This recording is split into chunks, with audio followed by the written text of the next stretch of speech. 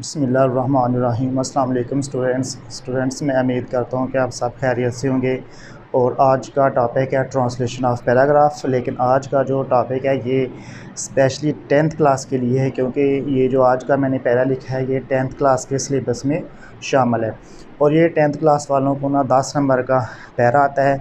तो आज इंशाल्लाह हम ये पैराग्राफ करेंगे। और वैसे इसके अलावा जो दूसरे स्टूडेंट्स हैं वो भी इससे इस्तेफ़ादा हासिल कर सकते हैं, क्योंकि हमने इसमें क्या करना है, साथ साथ हमने ग्रामर भी देखनी है। और 10th क्लास वालों के लिए ये है कि वो इस पैराग्राफ को ना समझ कर पढ़ें, और जब आप समझ कर पढ़ेंगे तो आप लोगों को जल्दी यानी कि ये पैरा याद हो जाएगा। आमतौर पर क्या होता है कि 10th क्लास के जो स्टूडेंट्स होते हैं वो इस पैराग्राफ को ना रट्टा लगाने की कोशिश करते हैं। तो रट्टा लगाने से याद तो हो जाएगा, लेकिन इसके अंदर जो ग्रामर वगैरह होती है वो उनको नहीं आती। तो लिहाजा ये जो आज का पैराग्राफ है, आज हम इसको ना ग्रामर के लिहाज से भी देखेंगे, और ये 10th क्लास वालों के लिए बहुत ही अच्छा यानी कि है। तो पैराग्राफ है हमारा, मेरे घर के सामने एक बाग है, इसमें बहुत से पौधे और दरख्त हैं। बहार के मौसम में कई रंग के फूल खिलते हैं, इनकी खुशबू इर्द गिर्द फैल जाती है। शाम को बाग आदमियों, औरतों और बच्चों से भर जाता है। लोग इधर उधर फिरते और लुत्फ़ उठाते हैं। बच्चे बाग में दौड़ते हैं, अब वो यहाँ हैं और दूसरे लम्हे वो बाग के दूसरे कोने में हैं। हर शाम मैं भी बाग में सैर के लिए जाता हूँ। बहुत से माली बाग की देखभाल करते हैं। सॉरी, यहाँ से ना एक जो वर्ड है बाग का वो मिस हो गया है। बहुत से माली बाग की देखभाल करते हैं। तो स्टूडेंट्स, ये हमारा पैराग्राफ है और इस पैराग्राफ को हम करते हैं। फ़र्स्ट ऑफ ऑल हम इसका पहला सेंटेंस देखते हैं, मेरे घर के सामने एक बाग है। अब जो मेरा घर है उसके सामने क्या है कि बाग की मौजूदगी हो रही है। तो जब हम इस तरह के सेंटेंस देखते हैं ना, जब किसी जगह मौजूदगी ज़ाहिर होती है या अदम मौजूदगी ज़ाहिर होती है, तो फिर हम वहाँ देयर को फ़ाइल बनाते हैं। और देयर का जो बज़ाते ख़ुद मानी होता है ना, वो इसमें कोई नहीं लिया जाता। वैसे देयर का मानी वहाँ होता है, लेकिन इस तरह के सेंटेंस में फिर देयर का कोई मतलब नहीं लिया जाता। ये सिर्फ फ़िक्रे को शुरू करने के लिए इस्तेमाल करते हैं। मेरे घर के सामने एक बाग है, और इसमें जो बाग है सिंगुलर है, तो इसलिए हम क्या करेंगे, देयर के साथ इज़ लगाएंगे।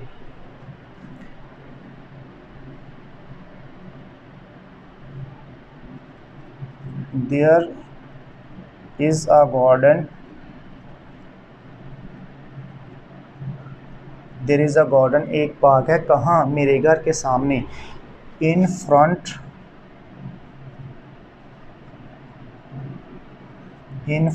of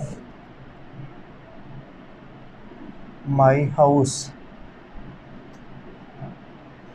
तो स्टूडेंट्स, ये हमारा पहला सेंटेंस मुकम्मल हो गया, यानी कि इसमें हमने देयर को इस्तेमाल किया है, और देयर हम यहाँ मौजूदगी के लिए ज़ाहिर कर रहे हैं। There is a garden in front of my house. Next sentence है, इसमें बहुत से पौधे और दरख्त हैं। तो स्टूडेंट्स, ये वाला जो है ना, इसमें हम मलकीती हालत भी ज़ाहिर करते हैं, यानी कि ये फ़िक्र हम ऐसे भी कर सकते हैं कि ये बहुत से पौधे और दरख्त रखता है। इसको हम दो तरह से कर सकते हैं, देयर से भी कर सकते हैं, और हम हैज़ भी लगा के कर सकते हैं, क्योंकि हैज़ और हैव को हम फ़िलहाल में इस्तेमाल करते हैं इसको मलकियत को ज़ाहिर करने के लिए। तो दोनों तरह से हम ये सेंटेंस ना कर सकते हैं। इसमें बहुत से पौधे और दरख्त हैं। ये जो लफ्ज़ इस है ना, ये किसकी तरफ इशारा है, ये बाग की तरफ इशारा है। तो हम इसके लिए प्रोनाउन इट भी लगा सकते हैं। तो हम क्या करेंगे, फिर अगर हमने इसकी मलकियती हालत को ज़ाहिर करना है ना, तो फिर हमने हैज़ का इस्तेमाल करना है। तो हम क्या करेंगे, इट हैज़, ये रखता है क्या, बहुत से पौधे, मैनी प्लांट्स, क्योंकि पौधे ज़्यादा हैं, मैनी प्लांट्स एंड दरख्त, ट्रीज़।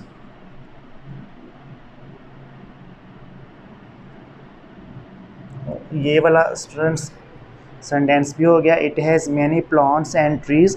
इस सेंटेंस को हम देयर के साथ भी कर सकते हैं, यानी कि देयर इसमें भी मौजूदगी हो रही है, यानी कि बाग में किन चीज़ों की मौजूदगी हो रही है, पौधों की और दरख्तों। तो ये सेंटेंस हम ऐसे भी कर सकते हैं।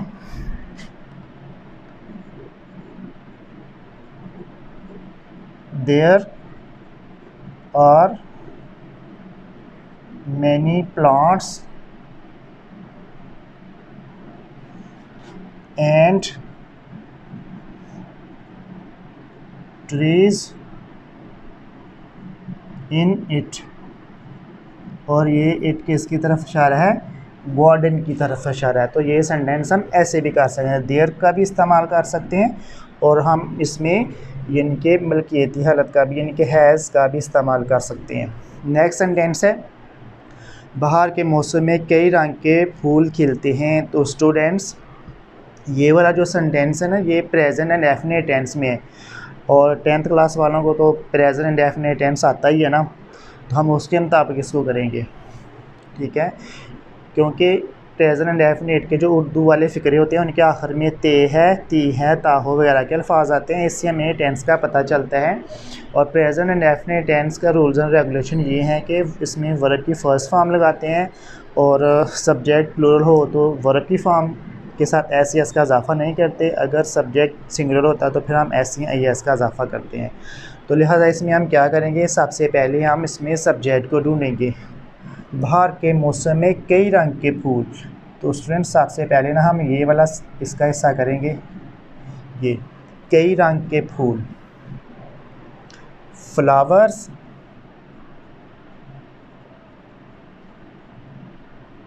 फ्लावर्स ऑफ कई रंग के डिफरेंट कलर्स,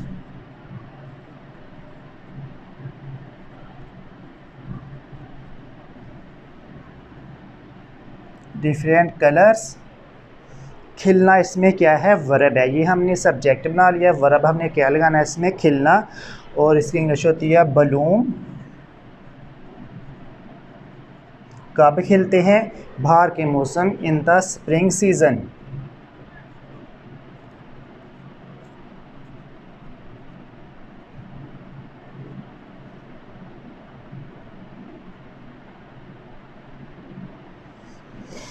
तो स्टूडेंट्स ये वाला सेंटेंस भी हमारा मुकम्मल हो गया। Flowers of different colours Bloom in the spring season. Next sentence है इनकी खुशबू इर्द गिर्द फैल जाती है। तो स्टूडेंट्स ये वाला सेंटेंस भी प्रेजेंट एंड डेफिनेट का है और हम क्या करेंगे, इसको भी प्रेजेंट एंड डेफिनेट टेंस के मुताबिक करेंगे और इसमें हम इसका सब्जेक्ट पहले लगाएंगे, ढूंढेंगे, यानी कि इसकी खुशबू, ये क्या हो जाएगा, इसमें सब्जेक्ट हो जाएगा। There fragrance,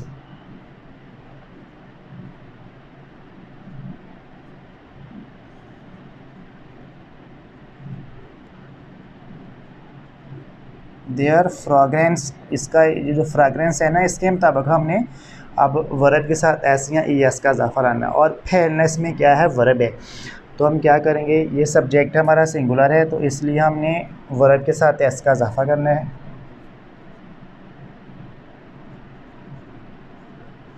spreads there fragrance, spreads इर्द गिर्द अराउंड। तो ये वाला सेंटेंस भी हमारा मुकम्मल हो गया। तो सारा सेंटेंस ऐसे हो गया, देयर फ्रेग्रेंस स्प्रेड्स अराउंड। शाम को बाग आदमियों, औरतों और बच्चों से भर जाता है। तो स्टूडेंट्स ये वाला जो सेंटेंस है ना, इसमें हम इज़ का इस्तेमाल करेंगे, ठीक है, और इसमें हम सब्जेक्ट क्या बनाएंगे, बाग को बनाएंगे, इनके गार्डन, द गार्डन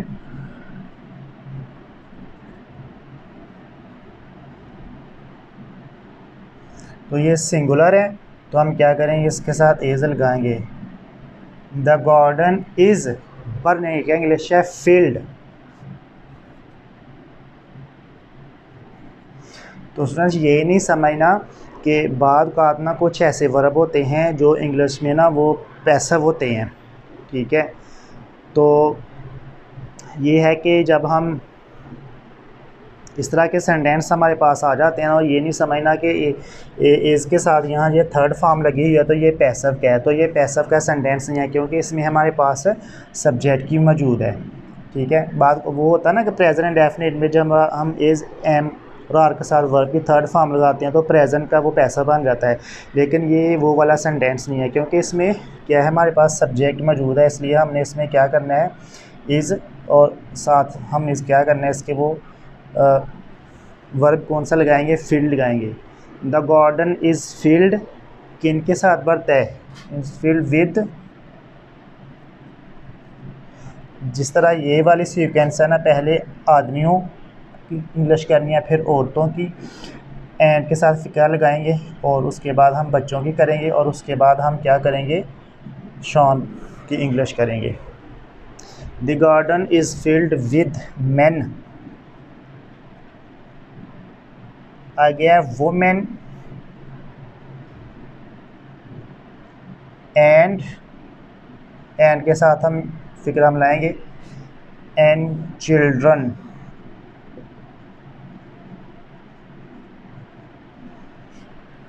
कब बार जाता है, शाम को, इन द इवनिंग।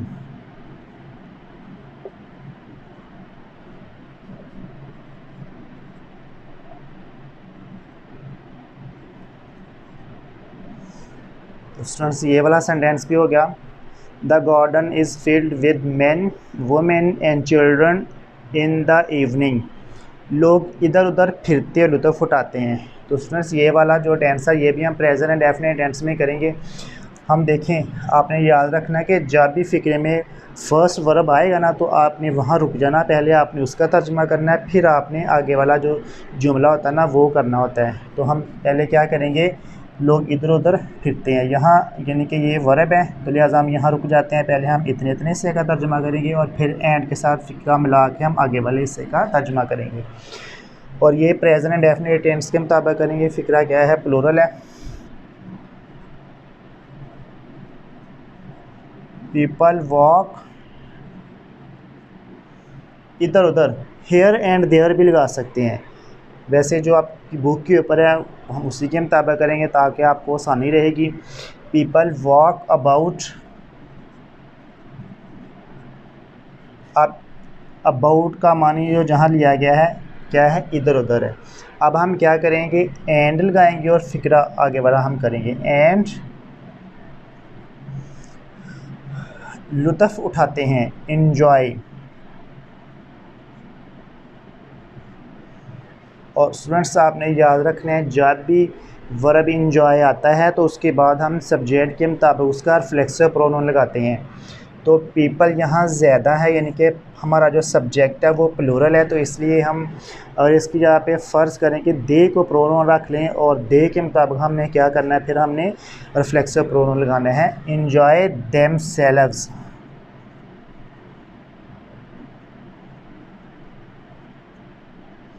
तो स्टूडेंट्स ये वाला सेंटेंस भी हमारा हो गया। नेक्स्ट सेंटेंस है, बच्चे बाग में दौड़ते हैं। ये भी प्रेजेंट डेफिनेट है और ये प्लूरल सेंटेंस है। द चिल्ड्रन, दौड़ना इसमें वर्ब है, रन, कहाँ, बाग में, इन द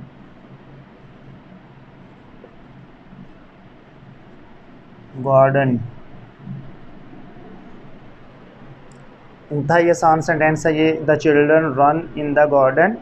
अब वो यहाँ हैं, अब हम इस फ़िक्रे में क्या करेंगे, सिंपल आर का इस्तेमाल करें, क्योंकि इस फ़िक्रे में वर्ब नहीं है। Now this moment,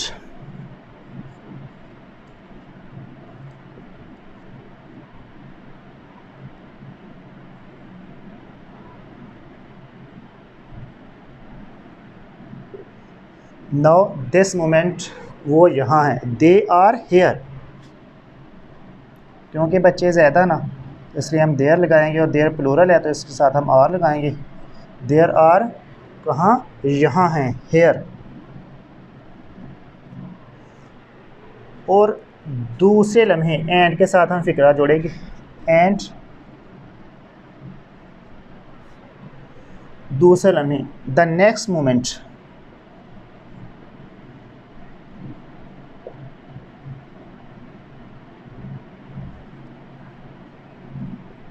the next moment वो बाग के दूसरे कोने में है। दे इसके साथ भी हम आर लगाएंगे।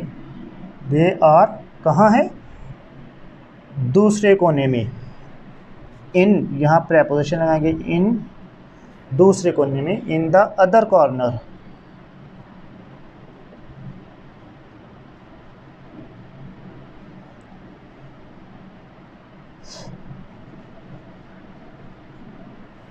इन द अदर कॉर्नर कहाँ? बाग के। They are in the other corner of the garden, बाग के। तो ये स्टूडेंट्स ये वाला फिक्र भी मुकम्मल हो गया। सारा सेंटेंस ऐसे होगा, now this moment they are here and the next moment they are in the other corner of the garden.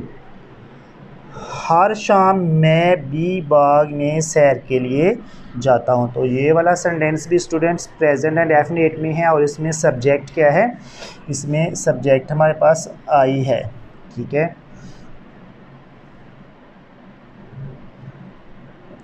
आई। इसमें वर्ब क्या है? जाना। आई गो टू दिस गार्डन। हर शाम मैं भी इस बाग में। अब हम क्या करेंगे? आई गो टू दिस गार्डन।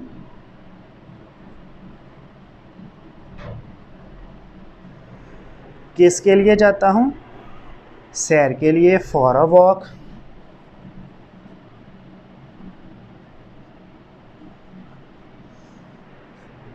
क्या? For a walk. इसको अगर हमने मज़ीद इसका मफ़हूम ज़ाहिर करना तो हम इसमें डेली भी लफ्ज़ लगा सकते हैं कि हर रोज़ यहाँ। I go to this garden for a walk daily in the evening.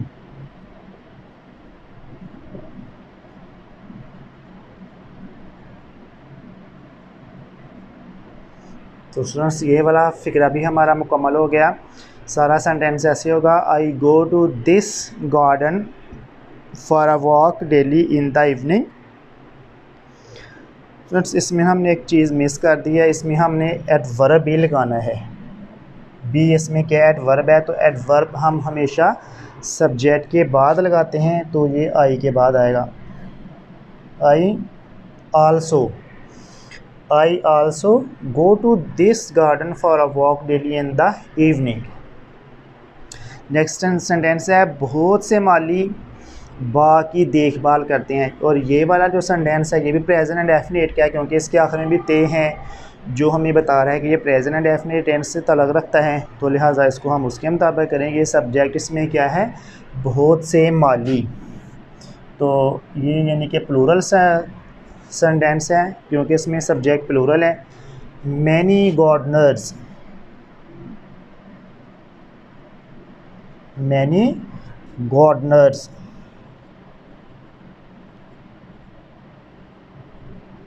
माली क्या इंग्लिश है? गार्डनर्स। देखभाल करना, लुक आफ्टर, ये इसमें वर्ब हो जाएगा।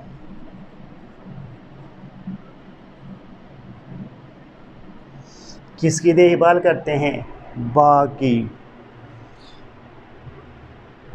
Many Gardner's look after the garden.